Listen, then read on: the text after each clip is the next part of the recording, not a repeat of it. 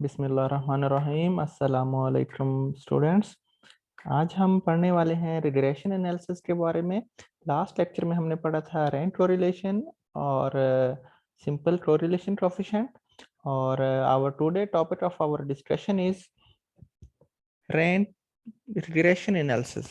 So how you can perform your regression analysis? I am hopeful after watching this video you will be able to understand and to manipulate a regression analysis and to get a significant improvement in your literature. So hope so you will enjoy, and I will try my best to facilitate you as much as possible.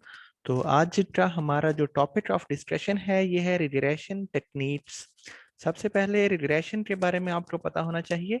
ये एक ऐसा procedure है जिसके जरिए आप independent variable का जो असर है डिपेंडेंट वेरिएबल पर वो मेजर करते हैं। ड्यूरिंग कोरिलेशन कोएफिशिएंट आपने दो तरह के वेरिएबल्स के बारे में पढ़ा था, सुना था, डिपेंडेंट वेरिएबल और इंडिपेंडेंट वेरिएबल। डिपेंडेंट वेरिएबल ऐसे वेरिएबल होते हैं जो किसी इंडिपेंडेंट इवेंट पर मुनहसर कर रहे हों। जैसे अब स्टूडेंट की सैलरी है, सॉरी स्टूडेंट की पॉकेट मनी जो है that will be dependent on family income. जिस फैमिली की इनकम ज्यादा होती है that will have to enjoy more social and educational life as compared to a poor family.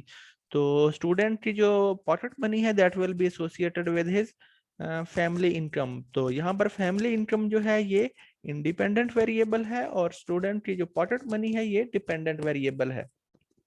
Regression is a technique concerned with the prediction some variable by knowing other। यहाँ पर आप independent variable की बिना पर dependent में जो तब्दीली possible है वो आप यहाँ पर इंटरप्रेट करते हैं कि वो आप जांचने की कोशिश करते हैं। The process of predicting variable y using variable x, एक ऐसे प्रोसेस का नाम जिसके जरिए आप वेरिएबल y डिपेंडेंट वेरिएबल को प्रिडिक्ट करते हैं by using the information of independent variable. So that is known as regression. Using a variable x to predict some outcomes of a variable y tell you how value in y changes as a function of changes in value of x।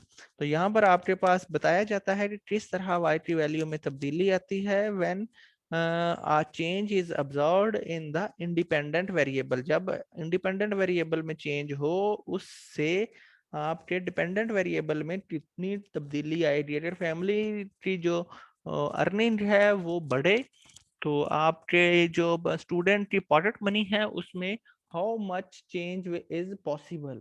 तो that is a main objective of using regression analysis. तो यहाँ पर आपको एक चीज का difference noun पता होना चाहिए, कोरिलेशन एंड रिग्रेशन। कोरिलेशन में describe the strength of linear relationship between two variable. Correlation में जस्ट आपका ऑब्जेक्टिव क्या होता है कि आपने डिफाइन करना होता है कि आया इनमें कोई लीनियर रिलेशनशिप है या नहीं, positive negative, it's not our fortress. हमने ये बताना होता है कि आप यहाँ पर रिलेशनशिप है या नहीं, पॉजिटिव है, नेगेटिव है या no relationship. But here in the regression analysis tell us how to draw the straight line describe by the correlation. यानी कि जो आप एक लाइंस डिफाइन हुई थी, मैंने शो ऑफ किया था कि स्ट्रेट लाइन मैंने लफ्ज यूज किया था लास्ट टाइम। तो how you will draw the straight line, ये जो स्ट्रेट लाइन है पॉजिटिव ट्रेंड या नेगेटिव ट्रेंड वो किस तरह से आप ड्रा करेंगे। वो आपको ड्रा करने के लिए रिग्रेशन मिनिमाइज रेजिडुअल। तो जहां पर आपके पास रिग्रेशन एनालिसिस में जो एरर है वो भी मिनिमम होगा। जहां आप ये जो लाइन ड्रा करेंगे ये लाइन ऐसी लाइन होगी जहां पर आपके एरर्स या आपके जो रेजिडुअल्स हैं वो मिनिमम हों। To calculate the best fit line for a certain set of data, the regression line makes the sum of square of residual smaller than for any other line। जो regression analysis से आप ये line draw करेंगे इसका sum of square of error will be minimum as compared to any other technique or procedure। यहाँ पर आपको regression line draw करने के लिए कुछ फंक्शंस कुछ कांस्टेंट्स की जरूरत पड़ती है, उसके बारे में अभी हम जानेंगे। By using the least square method, a procedure that minimize the vertical deviation of plot point surrounding a straight line, we are able to construct a best fit straight line to be scattered diagram points and then formulate a regression equation in the form। यहाँ पर आपके पास ये जो line है इसे आप straight line बोलते हैं, स्ट्रेट इक्वेशन बोलते हैं, सही है, स्ट्रेट लाइन इक्वेशन बोलते हैं। और ये आपके पास सिंपल इक्वेशन है, यहाँ पर है वाई हैट, यहाँ पर ऊपर हैट आ रहा है इसलिए this is the estimated value. और ये a प्लस बी, यहाँ पर a जो है इंटरसेप्ट है, प्लस b का स्लोप है, और h आपके पास इंडिपेंडेंट वेरिएबल की वैल्यूज हैं। इंटरसेप्ट, ये आप इसकी डेफिनेशन इस तरह से बनेगी, इंटरसेप्ट मीन ये y की वो वाली वैल्यू है जब इंडिपेंडेंट इन्वॉल्व ना हो, यानी कि इंडिपेंडेंट की वैल्यू x की वैल्यू 0 हो तो y hat is equal to a। और b स्लोप को इंटरप्रेट ऐसे करेंगे क्या, change in y, how much change will be possible if a 1 unit increase और डिक्रीज इन x, यानी कि b क्या है, स्लोप, कितनी तब्दीली आएगी y में, कितने टाइम, या how much change is possible, कितनी चेंज y में पॉसिबल है ड्यू टू x, क्यों ना x से मल्टीप्लाई हो रहा है, due to x by increasing और डिक्रीजिंग द इंडिपेंडेंट वेरिएबल। तो यहाँ पर जो एस्टिमेटेड वैल्यू है y की उसे आप इस तरह से भी फाइंड आउट कर सकते हैं, but the most familiar formula is this. और यहाँ पर जो b है, स्लोप है, इसे फार्मूले को ऑब्टेन करने के लिए ये ऊपर क्या है, कोवेरिएंस है, जो हम कोरिलेशन वाले फार्मूला में यूज कर रहे थे, और नीचे क्या है, वेरिएंस ऑफ x है, वेरिएंस ऑफ x, और x यहाँ पर जो भी इंडिपेंडेंट वेरिएबल होगा वो नीचे उसका वेरिएंस नीचे डिवाइजर में आएगा। तो ये सिंपल सिंपल सी चीजें हैं। और regression equation describe the regression line mathematically, और इसमें दो चीजें, इंटरसेप्ट एंड स्लोप। अच्छा, यहाँ पर आपको ये क्या है, रिग्रेशन इक्वेशन है, लीनियर इक्वेशन भी इसे बोला जाता है। और यहाँ पर आपके पास है ये जो यहाँ पर जो लाइन है, स्ट्रेट लाइन इसे बोलते हैं, और यहाँ पर ये लाइन जहां पर y एक्सिस को टच कर रही है वहां से और ओरिजिन तक का जो फासला है वो क्या है, a। यू नो कि x एक्सिस पे आपके पास इंडिपेंडेंट वेरिएबल आता है और y एक्सिस पे डिपेंडेंट वेरिएबल आता है। तो इस पॉइंट पर x की वैल्यू क्या है, 0। तो इस पॉइंट पे x की वैल्यू 0 है तो b के साथ वो मल्टीप्लाई हुआ 0, तो y hat is equal to a। तो y हैट की हाइट कितनी होगी, जितना a का आंसर होगा। y हैट यहाँ तक क्या है, यहाँ तक ये वो वैल्यू y की है जब x यहाँ पर 0 हो। और आपके पास ये क्या है, ये चेंज है, बीटा स्लोप, कि change in y due to change in x, सही है, change in y change in, यानी कि चेंज इन x, यहाँ पर x की वैल्यू कुछ और थी, y ये था, यहाँ पर जब आए तो यहाँ पर x की वैल्यू कुछ और है, y में चेंज आया, बिकॉज हाउ मच चेंज, ये b टाइम वो जो चेंज इन y आएगा। तो b is the value when b is the define you as a how much change is possible, how much change is occurred if we increase or decrease a unit in the independent variable।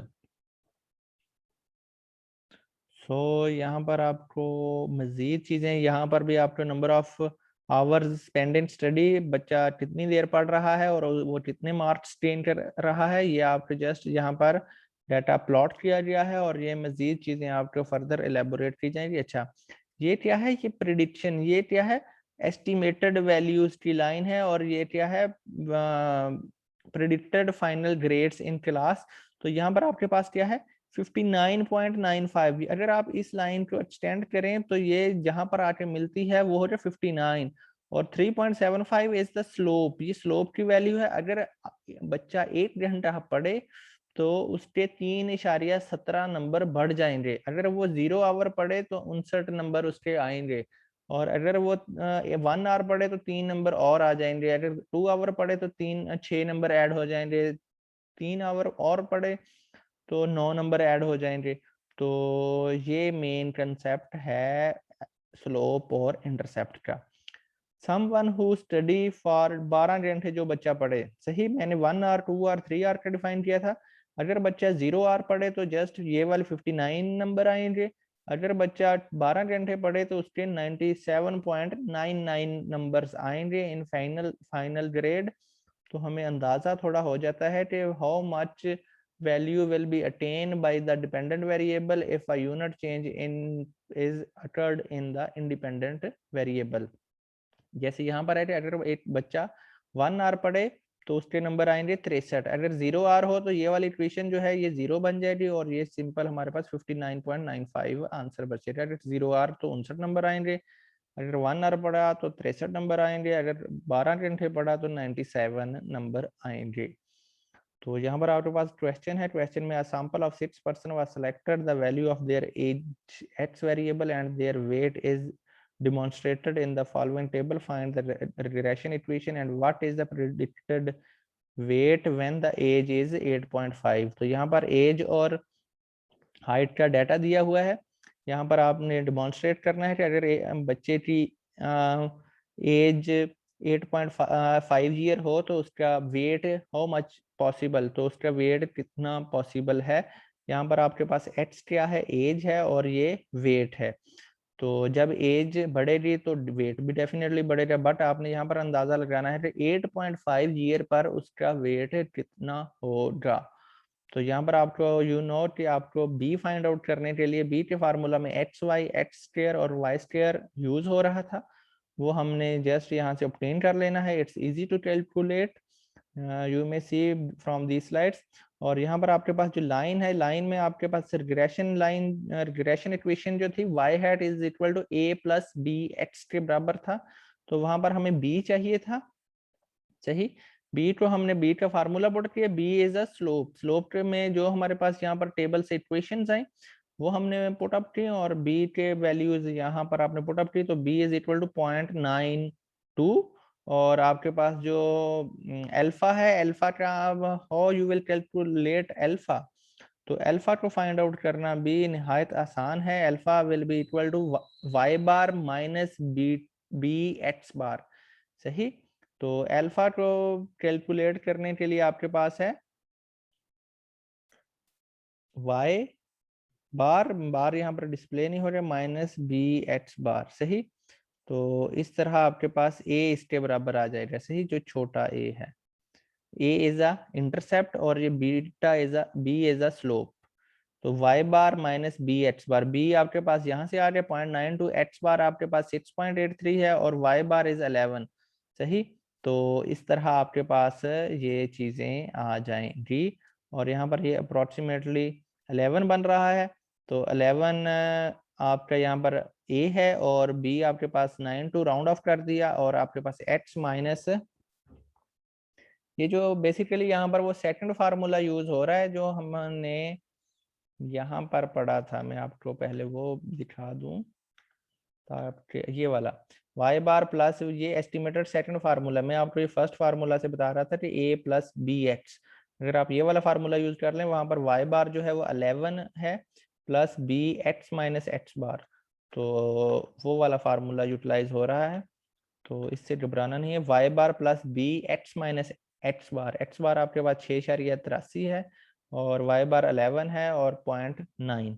तो this is a estimated value, ये आपके पास y hat है, जहां पर भी hat आ जाए वो not a actual value, वो आपके पास एस्टिमेटेड वैल्यू उसे बोला जाता है, सही।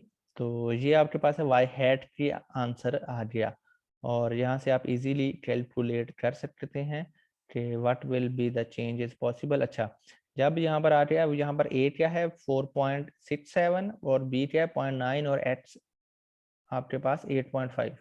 उसने पूछा था कि बच्चे की एज, क्वेश्चन पे पहले चलें, यानी कि प्रिडिक्ट करनी है, प्रिडिक्शन करनी है कि प्रिडिक्ट अंदाजा लगाना है कि जब बच्चे की एज 8.5 ईयर हो जाए तब उसका वेट कितना होगा। तो यहाँ पर x की जगह पे हमने 8.5 पुट अप किया, 8.5, तो तब बच्चे का वजन 12.5 kg होगा एट द एज ऑफ 8.5 साल की उम्र में वो 12.5 किलोग्राम का होगा। और अगर वो 7.5 पे अगर हम देखना चाह रहे हैं जब वो 7.5 साल का हो, तो जस्ट x की जगह पे 7.5 साल, बाकी ये a प्लस b वही रहेगा, और ये 11.58 किलोग्राम का उसका वजन हो जाएगा। और स्लाइड में मजीद क्वेश्चंस भी इंक्लूडेड हैं, you may understand it more precisely. और अगर क्यूरी हो तो kindly type in the chat box. Inshallah, I will try my best to facilitate you. Kindly subscribe our channel. Thank you so much. Bye.